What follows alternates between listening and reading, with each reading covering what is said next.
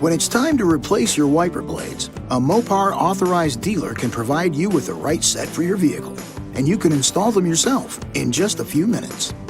To remove a windshield wiper blade, first, raise it off the glass by lifting the wiper arm to the full up position. Next, flip up the locking tab to disengage it and tilt the lower end of the blade away from the arm.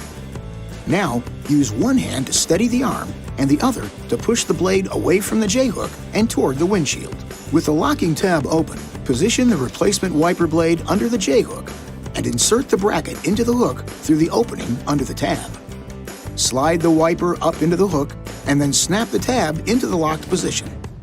Now, just lower the wiper blade onto the glass and repeat the process for the other side. This video is not intended to take the place of your owner's manual.